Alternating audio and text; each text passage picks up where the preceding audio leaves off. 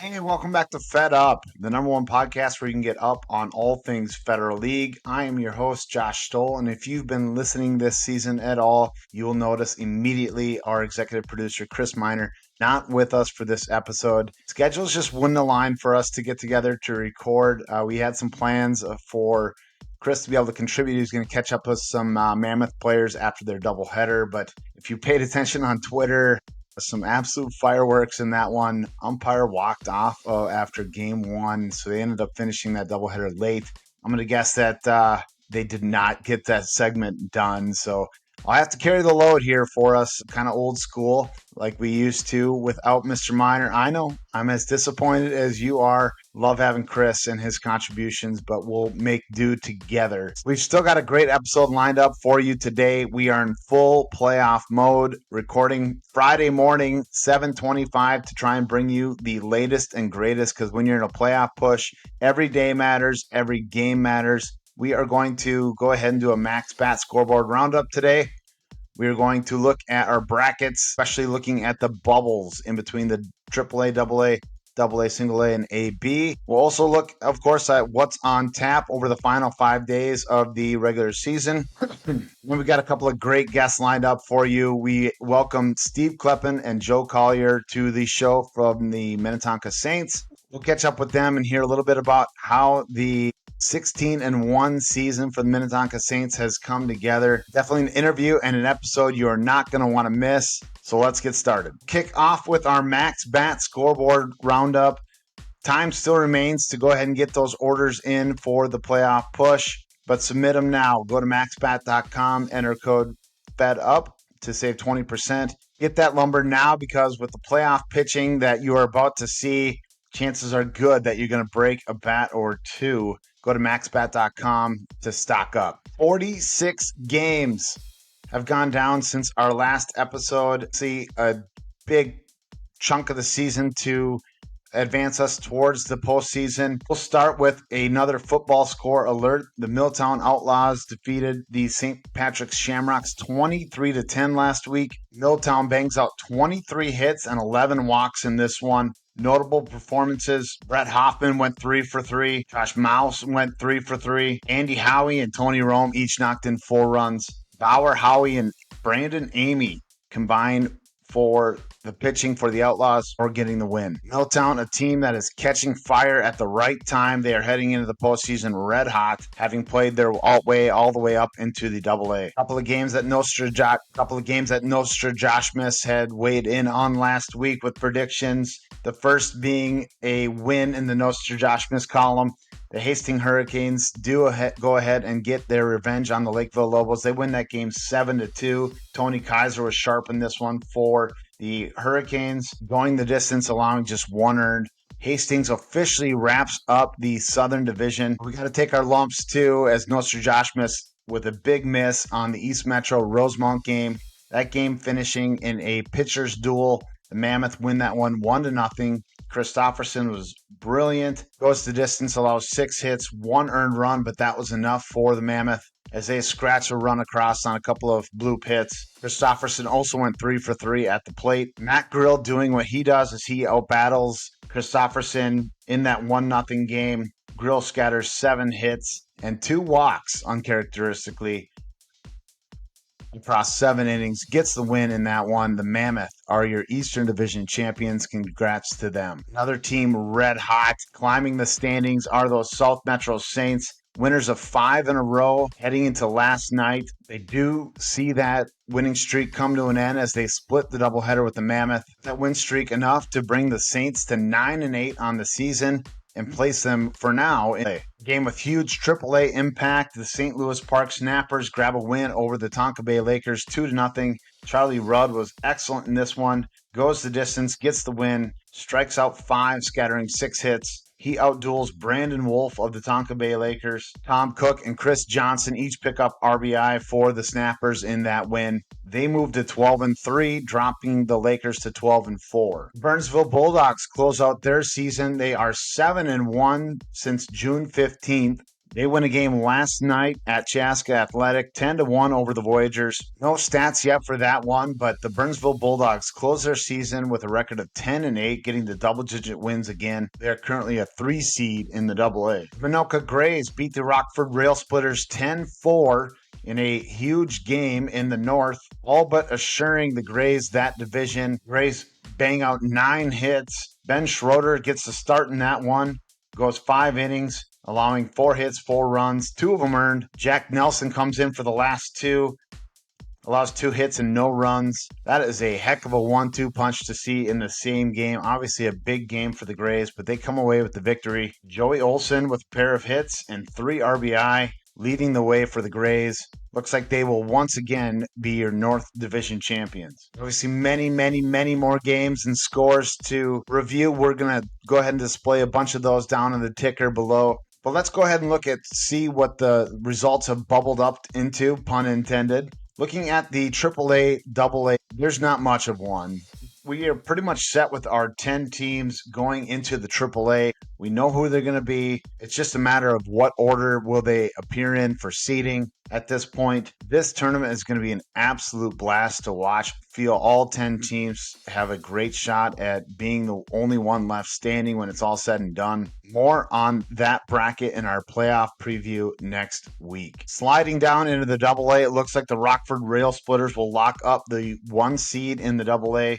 A lot of teams on the bubble here hanging right around that 500 mark. Everyone from the 4 seed currently, like the Elko Chuggers, Lonsdale, both sitting at 8 and 7. Handful of teams at 9 and 8. Milltown and South Metro. Apple Valley and the Loons take up the last bubble spot there. Both of those teams sitting at 8 and 8 with 2 games remaining. The Loons, of course, have the Grays and an ever-elusive game with the Red West Legends to try and schedule. Fun to see teams on the bubble there playing well late in the year, heading into August. Teams like South Metro, who went on that 5-game win streak. Milltown catching fire at the right time. They beat the Newmarket Northerns 8-2 last night. Not a lot of games played between these teams in the AA with head-to-head, so that run differential, that runs allowed column is going to be ever so important. I think that gives the Apple Valley A's an edge up in that regard, the way that they play, allowing just 68 runs in their 16. I would say with either a win against South Metro or the JTs in their last 2 should assure them a spot in the AA. Could be that the Metro Loons are the odd man out there. They've allowed 97 runs in their 16 games. If that's the case, the Loons would be a heck of a 1 seed in that A bracket. Bracket that I think will feature a lot of teams with some get up and get you mentality. Teams like the St. Paul JTs, capable of beating just about anybody when they have their roster there. They're sitting there at 7, 9, and 1. St. Croix Valley, Chaska Voyagers, St. Michael Angels, RC Rockets. Going to be some really good ball played out at St. Bonnie in that playoff bracket. Looking at the AB bubble, we've got teams like St. Anthony sitting at 4 and 13. Vesely played last night, but no results yet from that game against Elko. They're also sitting at 4 and 13. Eden Prairie is a team that I think can potentially jump up. They are 4 and 12. 2 games left against the Cannons and the Waconia Islanders. If they can beat that Cannons team, I think they can jump up into that A bracket. And look out for them. By all accounts on that squad, they got a group that when they show up can really hit the ball. Been great seeing some of these teams in the B bracket put together some wins late here. St. Patrick jumped up and beat the River Falls Groupers 11-10. Gonna guess that the Groupers didn't travel well down to St. Patrick for that one. Probably didn't see Marks or Meyer as the score was 11-10, but a huge win for the Shamrocks nonetheless out at Bonnin. 5 of the 8 teams sit at 2 and 14, so the runs allowed column will be a very important tiebreaker in that bracket as well. Capital City looks like they've negotiated a tie with the St. Michael Angels. That game sits at 0-0, but it is recorded as a tie in the standings, almost assuredly locking in the Cannons as a 3 seed in the B. We have 26 games left over the final 5 days of the season. So let's go ahead and check out what's on tap. Before we can check out what's on tap for the Federal League, of course, we have to check out what's on tap at the Tap Society. Maybe because we're recording this so early on a Friday morning, but number 4 is grabbing my eye. It's the Coffee Kolsch from the Wooden Ship Brewing Company, our Kolsch-style ale infused with cold brew coffee from Misfit Coffee in Minneapolis, Minnesota. Sounds like a great morning beer if I've ever heard of such a thing. But admittedly, this segment not near as fun without our executive producer cheersing and with his selection. So I'm sure he'll be back with us next week. But let's go ahead and check out what's on tap for the Federal League. As I mentioned, 5 days remain in our regular season. All games not being played by Tuesday, July 29th should be recorded as a double forfeit. Obviously, a couple of bonus losses on anyone's schedule could have massive seeding implications. So hopefully teams have planned accordingly, left themselves enough room to go ahead and finish out their schedules, as any one misstep can certainly impact any of these brackets. Of the 26 games, we get a great one tonight, Friday night. Waconia will travel to St. Louis Park to take on the Snappers. Massive seeding implications here in the AAA will take place in this one. Islanders, sitting with that 14-2 record, will take on the St. Louis Park Snappers. They've got 3 games left. Do the Snappers over the last 5 games. They sit at 12-3. You'll be curious to see how the Snappers finish out here. They've got a couple of difficult games remaining, including a big one with Minnetonka Saints. That game could determine the number 1 seed in your AAA. Looking ahead to the weekend, looks like Elko is going to try and play a doubleheader against 2 different opponents. On Saturday, they will take on Northfield, and they will take on the Newmarket Northerns. Northerns almost assuredly locked in as the 10 seed in the AAA, but Elko fighting for their postseason standings. That game will have big implications in the AA bracket. Looks like the Rockets are going to try and do the same thing, as they will take on River Falls and St. Croix Valley. Both those games currently set up for Saturday as well. Good time to take a tip of the cap to Kirk Johnson of the RC Rockets.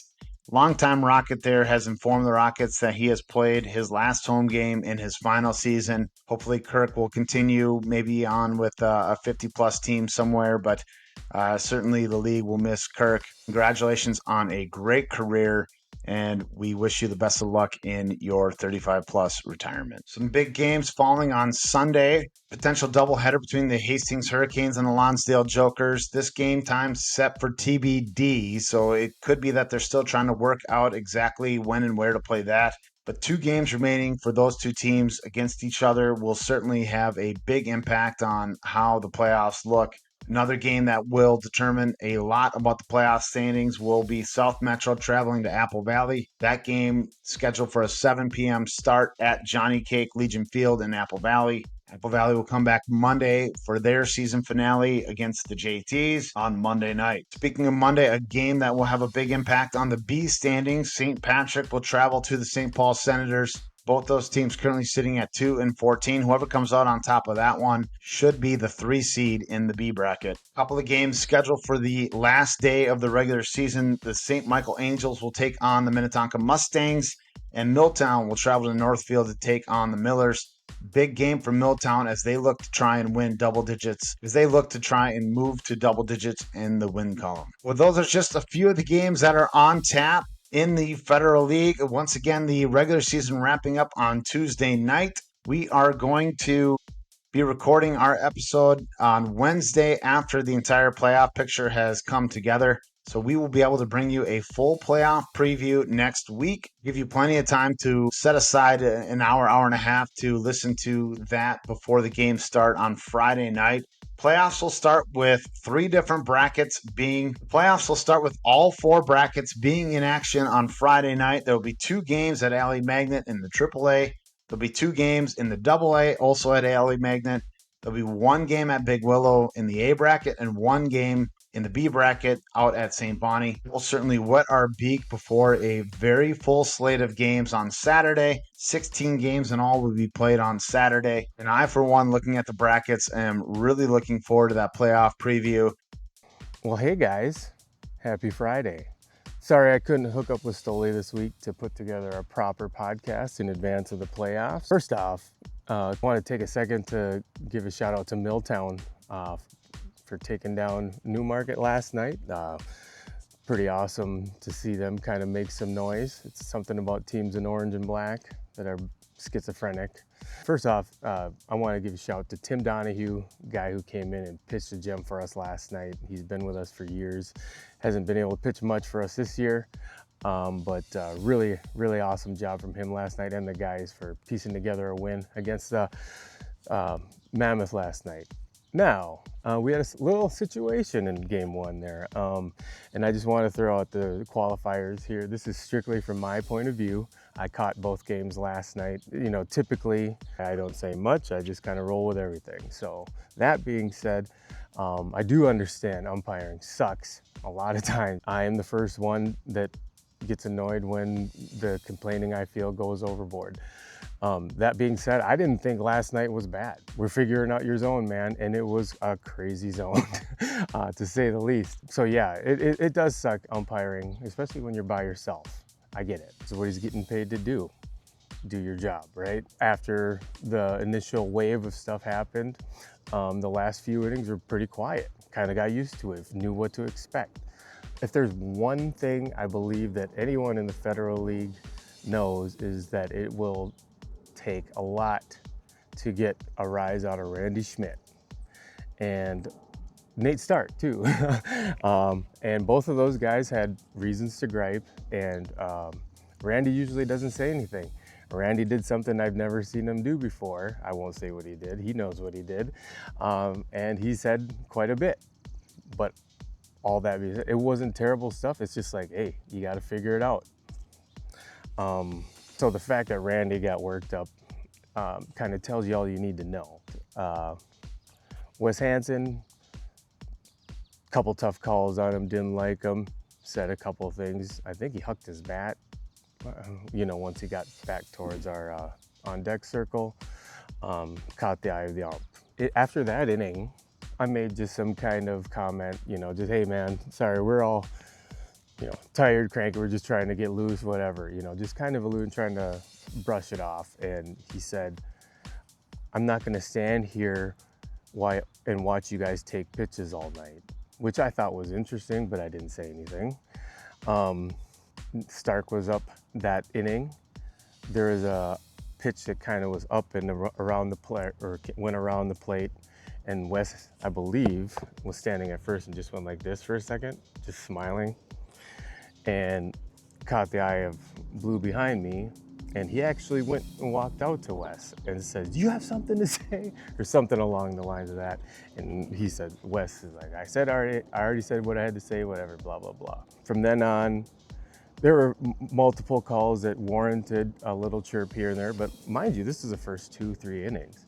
And dude finally started walking towards the Mammoth dugout. And one of the comments, I believe, was, we're not pros, we're amateurs, so we shouldn't expect a pro zone. Following the game, first game, everybody getting ready for the game 2, and dude went to his car and he's not coming back. And I can't remember what, somebody asked him something on their side, they can chime in on that. And he seemed to indicate that he wasn't coming back. So we sat there for 10 minutes wondering if he was just changing or what, and then you see him just take off, didn't look at anybody, didn't do nothing. We were left there to kind of figure it out. I will say, again, it wasn't that bad. The zone was all over the place. Another shout to Lippert, Mike Lippert, who came in and probably had one of the best zones we've had all year. So really solid work, and it took his bat out of the lineup, but it didn't seem to matter for them because we seemed to run out of gas and they kept being the Mammoth. So, and Kenny Wangler, fucking throwing like 900 pitches last night, a game and a half. Attaboy, unreal. So that's the story. I'm sure there's more that other people have to say, but I didn't do anything on this podcast with Stoll this week, so this is all the least I could do. So stay healthy, have a good weekend, guys, and we'll see what happens with the playoff picture come Monday, Tuesday. The zone was interesting. A lot of people did have reasons to gripe on both sides. As a catcher, when you're getting an inch or two off the black, you see how far you can go. And it just so happened a lot of pitches were being called that probably shouldn't have been called how they work. If you're guys that are used to a certain type of zone, you're probably going to have a look or something to say because you're not used to it. You got to give guys time to get used to what you're calling if you're going to do it consistently. The game's heating up in August. Being so close to the end of the regular season, we are going to forego our power rankings this week. We may release a power ranking on our Twitter/X account over the weekend, but not going to do a segment on it here. We'll make sure to bring you one last rendition of the power rankings heading into the playoffs that will feature the 10 teams from our AAA bracket. It is time now to go ahead and bring on our guests, both of the Minnetonka Saints, Mr. Steve Kleppen and Joe Collier. Their first time on the show. Let's go ahead and bring them on. Well, being that we are on the brink of the playoffs, we have to feature the hottest ticket in town as guests this week. That's why we have welcomed on to FedUp Joe Collier and Steve Kleppen of the Minnetonka Saints. Gentlemen, welcome to FedUp. Thank you for having us. Yeah, thanks for having us, Josh. Not sure if either one of you listen on a regular basis, but every time we have a new guest around here, we absolutely love to start with your personal baseball stories. So whoever wants to lead off, please. Sure, I can start off. Yeah, I'm a St. Paul Johnson kid. Actually, hockey first. Tried a cup of coffee with juniors. That didn't work, and Superior called my name and went to UWS, and that's where I met Klepp. We hung out and did our baseball thing, and yeah, it was awesome. Did amateur baseball up there. Actually, this is for Chris. He's going to be sad he missed it. Yeah, Bayside Vipers. Yeah, and then actually came down here, did a lot of TC Mabel for quite a while, some town ball, and then when I got to 35, I was actually gonna join the Cannons until I actually met my beautiful wife, and her father plays in the Federal League, and that's what brought me to the Minnetonka Saints. And then Loving baseball. Crazy story, and it's awesome. Anytime I get to pitch in a game to Jim, it's just the coolest thing, and. Yeah, it's just been a thing for a while that me and Steve kind of wanted to play together again, get our daughters hanging out again. And it's just, more of a family affair with the Saints, I think. Oh, that's great. Appreciate you sharing that. Steve, how about your baseball story? Yeah, I'm a New Brighton kid, went to Irondale, so I got to play through the whole fun Shoreview, Babe Ruth, Tri-City, Legion, all that fun. Played a couple years at DCTC right when they were restarting their program, so there's some familiar faces in this league from those days that I'm seeing pop up all the time. From there, I went up and met Joe at Superior and played a year there. During all that, I played 18 years of town ball with the Tri-City Shark. So that was my main thing with that. And then also in the TCMBL, playing with Joe on the Rams and some 35 plus there until Chris Kalina started asking me, I think I was 28, every year to join the Cannons. Every year I have to tell him I'm not old enough, Chris. So I guess I just looked really old. Still do. But eventually he got me to show up to Hickory, and that hooked me for the Cannons. And I think I'm on year 6 now. Like I said, Joe kind of alluded to it. The plan was always bring Joe onto the Cannons, kind of go that route. Jim got in the way of that, but I'm happy. It's all right. Best teammate around. Love Jimmy. And then Joe and I always wanted to play together. I got to know Jack Watson with the Bruins down in Arizona. Joined those guys on the Rats for a year or two, and it just kind of made sense to make the jump, and it's been fun. So a number of years in the farm system for the Cannons, I guess, but the good on Kalina to keep after you, and absolutely that Hickory tournament, that's exactly what it's designed for. Is he's just a good wetter of the beak to bring some excellent players into the league. So welcome. I'm glad you're both able to take time kind of on short notice to join us this week. Absolutely got to corner the Minnetonka Saints because you guys are on the verge of wrapping up the 1 seed in the AAA. Got a big hurdle before you're able to do that before the end of the year here. But let's talk about the season. You guys have dominated in nearly every facet, 154 runs, only allowing 60. That's a differential of 94. You're winning games by 5.5 runs per. What's the secret? Just playing baseball, having fun. I think there's something to be said to that. Yeah, I think you look at the rosters around the league where there's plenty of talent out there. I can't say we're the most talented top to bottom, but we have fun, we play together, and we play good ball, and it seems to work. Wow, and you're doing it in an absolutely stacked West Division. Have ran into and survived a showdown with the Waconia Islanders. You guys won a game against them lopsided. the reason that you're able to celebrate that Western Division championship already based on the head-to-head run differential. Talk a little bit about the division this year. Just top to bottom, do you find it to be arguably the best in the Fed? I would say so, yes. I mean, if you look at our loss, like who we lost to, and that was a 1-0 competitive game. Like, there's just no easy wins, I think, in the West. Yeah, I'd have to agree. I think we've got a good one, but you never know too. Like the South. Like I said, I've never played a lot of those teams, but I recognize so many of the names from town ball over the year that you just never know who's going to show up any day. But yeah, I feel like the record kind of shows the West is sort of king this year. Yeah, it's hard to disagree with that, and that stub toe to the Diamonds definitely turned some heads in the league. You guys were able to recover nicely from that loss. Obviously, I've ran the table since. I had a question on this. On the mound, you've been led by a notable ace. Brandon Casadecalvo has been excellent for you guys all season long. But Joe, you've contributed pretty mightily yourself. Talk a little bit about Brandon, what he brings to the roster, and just what the vibe is every time he takes the hill. Yeah, I mean, it's kind of the true ace, where you just know he's going to grab the ball and you're counting on 7 unless you're saving him for another game or something. But yeah, you just kind of count on him. And, I've kind of just eaten a lot of the innings that I can eat against the lesser opponents. And then we're led pretty much by Brandon and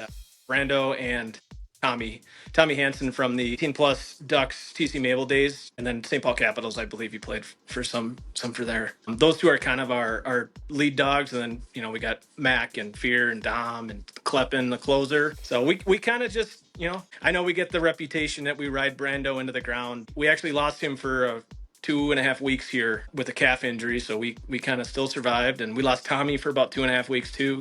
Exact same injury. Yeah, literally the same injury. Boy. So yeah. I clearly our field reporters haven't been doing their jobs. That one definitely slipped under the radar and past our noses there. But some remarkable numbers, like you said, for the entire staff. You've had maybe a couple of other detractors from that Cannons roster as well. Mike Lewis, I know, is another former Cannon. Anybody else that has kind of come from that ilk, or where has the bulk of the recruiting come from the last couple of years for you guys?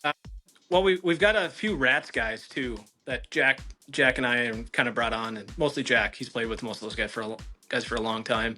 So yeah, and then we got some Merchants guys, and that's kind of the Saints pipeline is kind of the P-Nash guys that we can kind of grab, that we're apparently going to have to start fighting with the Snappers on, because they got a bunch of P-Nash guys too now. Yeah, well, I don't know if either one of your rosters really needs any kind of bolster of talent the way that you two have been playing this year. When I look through the stats at your box scores, something that just sticks out to me is the number of guys that have been there for 13, 14, 16, 17 games. You guys seem to really have a core of guys that show up and are very committed and can mash. I'll add that. But what's kind of the secret sauce in just being able to get the core there on a consistent basis in a league where it's just so difficult to compete with life's priorities? I think it kind of goes back to what I hinted on earlier. We kind of have like a family atmosphere. You can bring the wife, you can bring the kids, they can hang out. It's we're obviously baseball. You're playing baseball, but it's still more of a family affair, and we're going to hang out in the circle afterwards and have some beers or sodas if that's your thing. And yeah, we just have fun. That's the main goal. It's 35 plus baseball. You got to have fun. And you have to have a lot of bodies. We're all old. Yes. Someone's going to go down.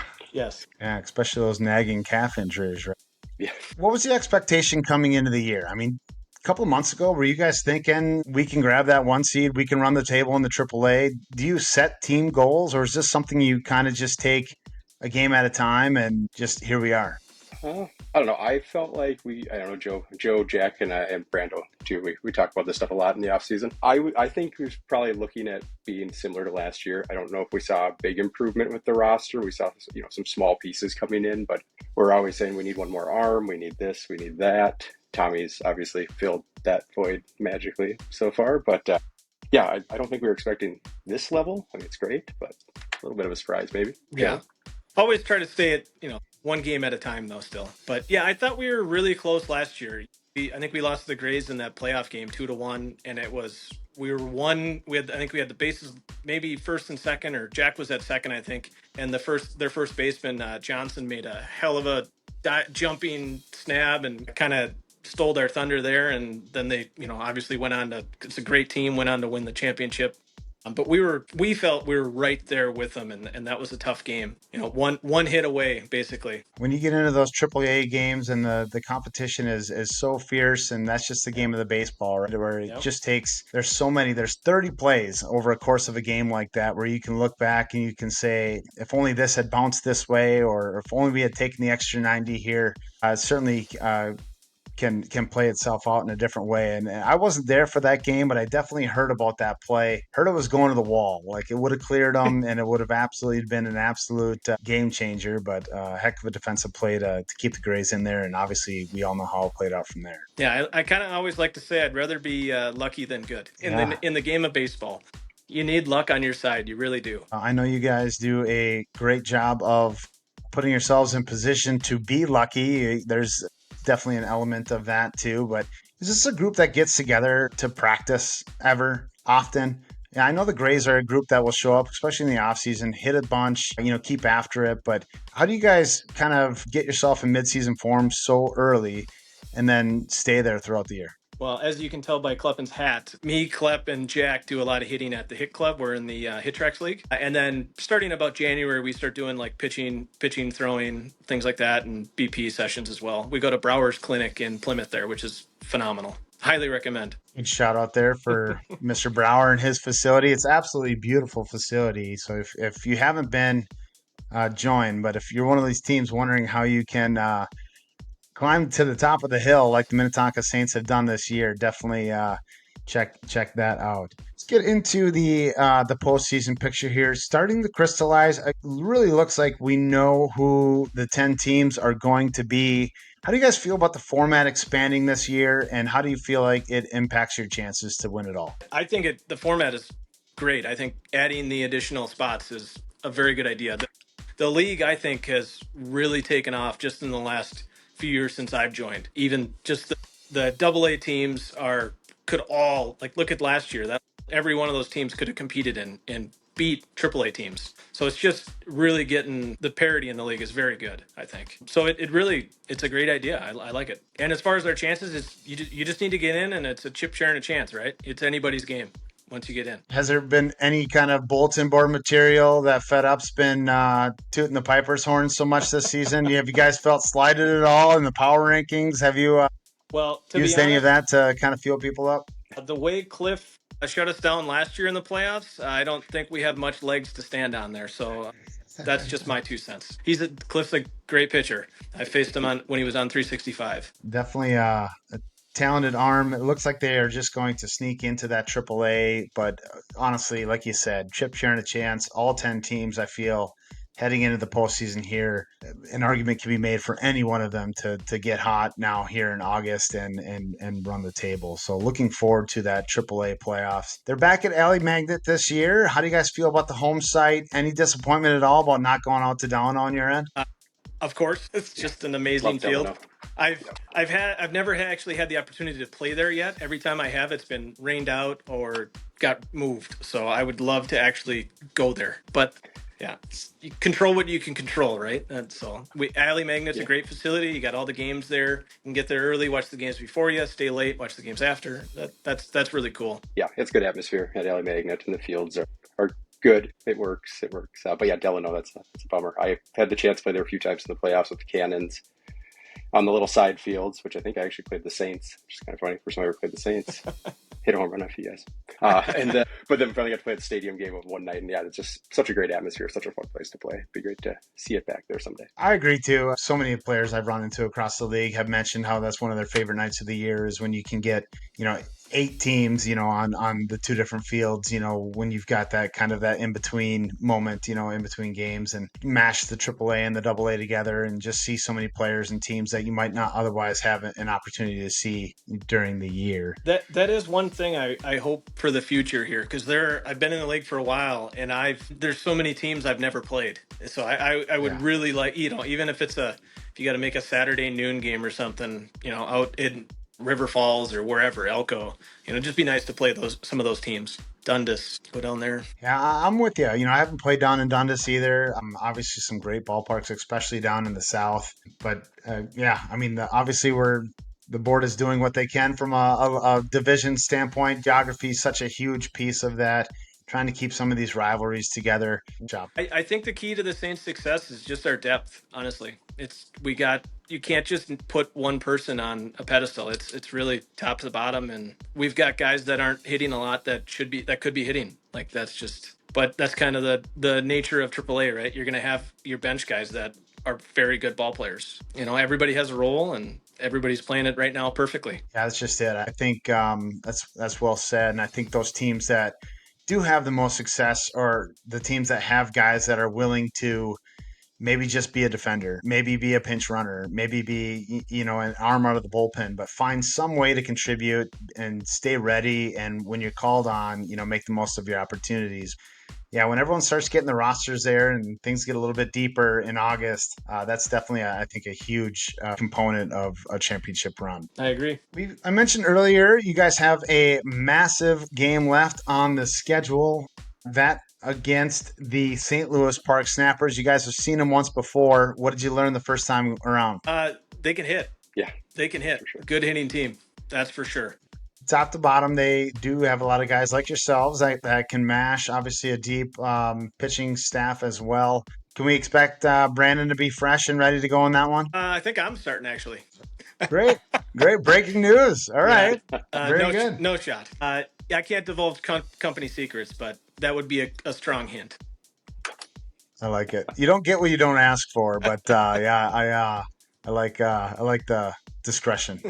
Well, we all know who will be closing the game, right? That's right. I ask for the last out every game. Yeah, I got it once. Steve actually did that to me in college. I was actually a pitcher only in college, and we were both kind of closers. And I started the last inning and got 2 outs, and then it was a guy we knew who was a switch hitter from Superior, so we knew of him, but our coach didn't. He was a switch hitter who was batted lefty against me, so our coach put Steve in for the last out to face him, and he turned around and batted righty. Got the last out and stole the save. See, that's why we do these things, to hear stories like that. Say it again, Steve. We still laugh. That's how a lifelong friendship was born. Steal a save, and that's all it took. That's right. And hopefully you've never let them forget it either, right? Oh, no. Comes up all the time. Comes up a lot. Well, gentlemen, I cannot thank you enough for your time.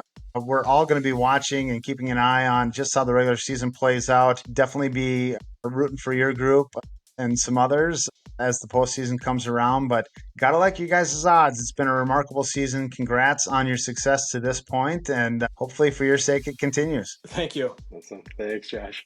That is all the time we have for this edition of FedUp. For those of you who didn't get your minor fix this week, he will be back with us next week as we do our full playoff preview of all 4 brackets. Look for that episode now, probably Thursday, at the very latest Friday morning. We're looking forward to seeing how the regular season wraps up. Until then, stay fit.